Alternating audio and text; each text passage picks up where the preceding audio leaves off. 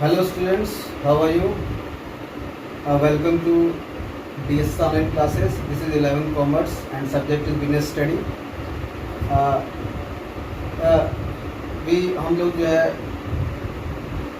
Company form और business organisation discuss कर रहे थे और उसके अंदर हम लोगों ने डिस्कस किया what is the meaning of joint stock company और फीचर भी हम लोगों ने कुछ पढ़ा था।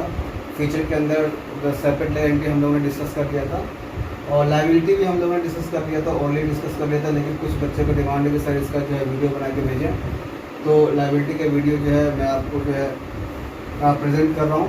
And liability is one features of the joint stock company. जैसे कि स्टूडेंट्स मैंने आपको बताया कि जहाँ डिस्कस करेंगे इसके बारे में, ठीक है, बस जो एग्जांपल दिया हुआ आपका एनसीईआरटी बुक के अंदर उसी एग्जांपल के थ्रू जो है मैं समझाने की कोशिश कर रहा हूँ कि what is the liability of the share holders की लाइबिलिटीज़ जो है लिमिटेड होती है, ये आपको पता है। जैसे कि सोल प्रोप्राइटरशिप का जो लाइबिलिटी जो अनलिमिटेड होता है, जो पार्टनर्स होते हैं, पार्टनरशिप फॉर्म बिजनेस ऑर्गेनाइजेशन के अंदर जो पार्टनर्स की लाइबिलिटी, चाहे कि कोई किसी भी टाइप का पार्टनर्स की ना, उसकी लाइबिलिटी जो अनलिमिटेड होती है। Also we have discuss the cooperative society, उसमें जो है मेंबर्स की लाइबिलिटी लिमिटेड होती है, ठीक है। इसमें उसी तरह से जो है जिस तरह से कोऑपरेटिव फॉर्म ऑफ ऑर्गेनाइजेशन की लाइबिलिटी जो है लिमिटेड होती है, मेंबर्स की लाइबिलिटी लिमिटेड होती है, उसी तरह से जो है company form of business organization के अंदर जो भी मेंबर्स होते हैं या जो भी शेयर होल्डर्स होते हैं उनकी लाइबिलिटीज़ जो है लिमिटेड होती है, ठीक है। अब देखिए यहाँ पे एग्जांपल दिया हुआ है, जिसमें मैंने बताया कि कोई भी कंपनी है, कोई न्यूली इस्टेब्लिश्ड कंपनी है या एग्जिस्टिंग कंपनी है, ठीक है, तो वो जब मार्केट में शेयर इशू करती है तो वो प्रोस्पेक्टस इशू करती है। आपको पता है व्हाट इज़ प्रोस्पेक्टस? तो प्रोस्पेक्टस में एक एप्लीकेशन फॉर्म होता है। प्रोस्पेक्टस में जो भी इन्वेस्टर्स जो होते हैं वो प्रोस्पेक्टस के थ्रू जो है अपने रिक्वायर्ड शेयर्स का डिमांड करते हैं कि हमको 2000 शेयर की ज़रूरत है, या हमको 3000 शेयर की ज़रूरत है, या हमको 5000 शेयर की ज़रूरत है, ठीक है। उस हिसाब से वो अपने एप्लीकेशन फॉर्म को फिलअप करते हैं और कंपनी को जो है सेंड करते हैं और कंपनी जो है उनको शेयर्स अलॉट करती है। कोई ज़रूरी नहीं है कि जितना का उन्होंने डिमांड किया उतना का शेयर उनको अलॉट हो, वो कंपनी पर डिपेंड करता है कि वो शेयर्स कितना अलॉट करे, ठीक है। तो सपोज यहाँ पे एग्जांपल दिया होगा कि एक शेयर का प्राइस जो है 10 रुपीज़ है, ठीक है।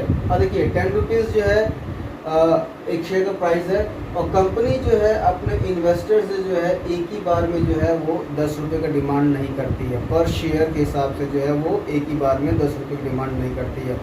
इन्वेस्टर्स की सहूलियत के हिसाब से या इन्वेस्टर्स को कोई परेशानी ना हो अमाउंट डिपॉजिट करने में चाहे इन्वेस्टमेंट करने में, ठीक है, उनके कन्वीनियंस के हिसाब से जो है कंपनी जो है कई इंस्टॉलमेंट में जो है वो डिमांड करते हैं अपने इन्वेस्टर से। और इन्वेस्टर्स ऐसे नहीं कि इन्वेस्टर जो एक शेयर परचेस करेगा, 2 शेयर परचेस करेगा।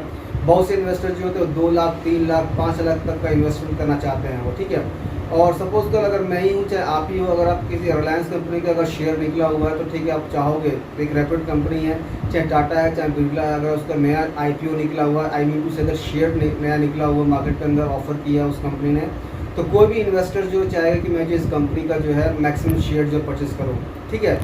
तो अगर किसी भी इन्वेस्टर्स ने अगर जो है चाहा कि अगर 3 लाख रुपए का जो है वो इन्वेस्टमेंट करे, ठीक है, तो 3 लाख रुपए जो एक बार में वन से टाइम एक ही बार में देना जो इम्पॉसिबल है। क्या इम्पॉसिबल क्या है? वो थोड़ा मुश्किल पड़ता है इन्वेस्टर्स के लिए, भाई एक ही बार में हम 3 लाख रुपए का कैसे इन्वेस्टमेंट करेंगे हम, ठीक है।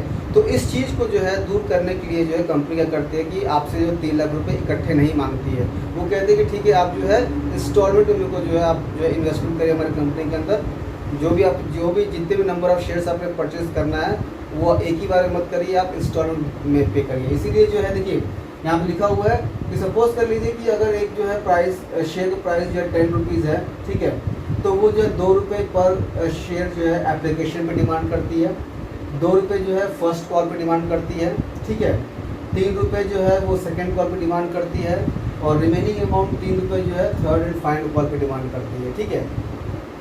तो जब भी कोई इन्वेस्टर्स होता है, जब वो एप्लीकेशन फॉर्म जमा करता है और जब मैं उस एप्लीकेशन फॉर्म में वो डिटेल इन्फॉर्मेशन प्रोवाइड करता है कि हमको जो है 2000 शेयर की ज़रूरत है, ठीक है, तो 2000 के हिसाब से जो है वो 2 रुपये जो सबमिट करेगा वो, ठीक है, तो कितना हो जाएगा 2000 शेयर्स। मान लीजिए कि किसी आप ही अप्लाई कर रहे हो, तो 2000 रुपये शेयर्स के लिए अप्लाई किया और एप्लीकेशन का प्राइस जो है 2 रुपये है, तो आप 4000 जो है आप जमा करोगे आप, ठीक है। उसी तरह से जो है जब कंपनी जब 1 महीने के बाद या जब भी उसको रिक्वायर्ड होगी पैसे की, तो उसी को फर्स्ट कॉल करेगा, तो 2 रुपये पर शेयर के हिसाब से जो है इन्वेस्टर को जो है अमाउंट पे करना पड़ेगा, ठीक है। फिर 3 रुपये, फिर 3 रुपये, टोटल कितने हो गए, 10 रुपीज़ हो गए। तो जो एग्जांपल दिया आपका इंसेंटिव बुक में, उसको हम डिस्कस करते हैं, ठीक है। और फिर उसको ऐसे लायबिलिटी पे आते हैं कि भाई लायबिलिटी जो है एक मेंबर्स की जो है लिमिटेड कैसे होती है। सपोज आपके बुक में जो एनसीईआरटी बुक में जो एक एग्जांपल दिया हुआ है, एक मिस्टर अक्षय हैं, उनके पास जो है they holding it 2000 shares, they holding it 2000 shares of ₹10 each, ठीक है। उन्होंने 2000 शेयर्स के उन्होंने अप्लाई किया और उनका जो है जितने नंबर ऑफ शेयर्स के उन्होंने अप्लाई किया था उतना शेयर्स उनको अलॉट हो गया, कंपनी ने उनको अलॉट कर दिया है, ठीक है। मिस्टर अक्षय को 2000 शेयर्स कंपनी ने अलॉट कर दिया और कंपनी को मिस्टर अक्षय ने जो है 7 रुपये जो है पेड कर दिया है, पर शेयर के हिसाब से जो है 7 रुपये पेड कर दिया है। मतलब कि मिस्टर अक्षय के पास 2000 शेयर्स हैं और पर शेयर के हिसाब से 7 रुपीज़ पर शेयर के हिसाब से उन्होंने पेड कर दिया, मतलब कि टोटल अमाउंट जो है 14,000 रुपीज़ उन्होंने जो है पेड कर दिया है, ठीक है। 3 रुपीज़ पर शेयर इज़ अनपेड, लेकिन अभी जो है मिस्टर अक्षय ने जो है 3 रुपये पर शेयर के हिसाब से जो उन्होंने अमाउंट पेड नहीं किया है, ठीक है।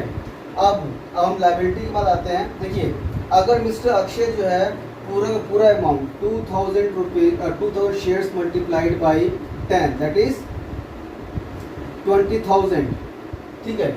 अगर मिस्टर अक्षय ने जो है टोटल 20,000 अमाउंट उन्होंने अगर कंपनी को सबमिट कर दिया है, तो मिस्टर अक्षय का जो मैक्सिमम लायबिलिटी है वो कितने की बनती है, 20,000 की बनती है। अगर जिस कंपनी में मिस्टर अक्षय ने इन्वेस्टमेंट किया है, अगर कंपनी अगर लॉस बियर कर रही है, ठीक है, तो मिस्टर अक्षय जो है 20,000 तक का हेल्प कर सकते हैं उस लॉस को जो है रिकवर करने के लिए। उससे ज़्यादा ना कंपनी उनसे पूछेगी और ना ही मिस्टर अक्षय जो इससे ज़्यादा अमाउंट का जो है वो हेल्प कर पाएंगे। ये मैक्सिमम जो है उनका जो है लायबिलिटी बनती है, ठीक है। अब यहाँ पे क्वेश्चन जो आपको एग्जांपल में दिया हुआ है कि ₹3 पर शेयर इज अनपेड, मतलब कि 2000 शेयर्स उनके पास है और 3 रुपीज़ पर शेयर के हिसाब से 6000 उनको जो है अभी देना बाकी है। सपोज कर लीजिए कि कंपनी जिसमें इन्होंने इन्वेस्टमेंट कर रखा है, सपोज कर लीजिए कि कंपनी को लॉस हो रहा है, ठीक है, और कंपनी जो अपने लॉस को रिकवर करना चाहती है, तो मिस्टर अक्षय से जो है बस केवल 6000 रुपीज़ का ही वो डिमांड करेंगे। Already the mister Akshay paid 14,000 rupees, already वो पेड कर चुके हैं, ठीक है। तो मिस्टर अक्षय से जो है 6000 का ही डिमांड करेंगे, क्योंकि उनका टोटल इन्वेस्टमेंट कितना है, 20,000 रुपीज़ का जो है टोटल इन्वेस्टमेंट उन्होंने कर रखा है, ठीक है। तो डियर स्टूडेंट्स, यहाँ पर हमको इस एग्जाम्पल का मतलब यही है कि जो मेंबर्स की जो लायबिलिटी होती है वो क्या होती है, लिमिटेड होती है, up to the amount invested by him in the company, ठीक है। और यहाँ इस एग्जांपल में मिस्टर अक्षय ने जो है 20,000 का मैक्सिमम इन्वेस्टमेंट कर रखा है और उसकी लायबिलिटी जो है 20,000 की बनती है। लेकिन अगर अमाउंट कुछ अनपेड है तो अनपेड अमाउंट जो है कंपनी जो है उससे डिमांड कर सकती है, इससे ज़्यादा डिमांड नहीं कर सकती है।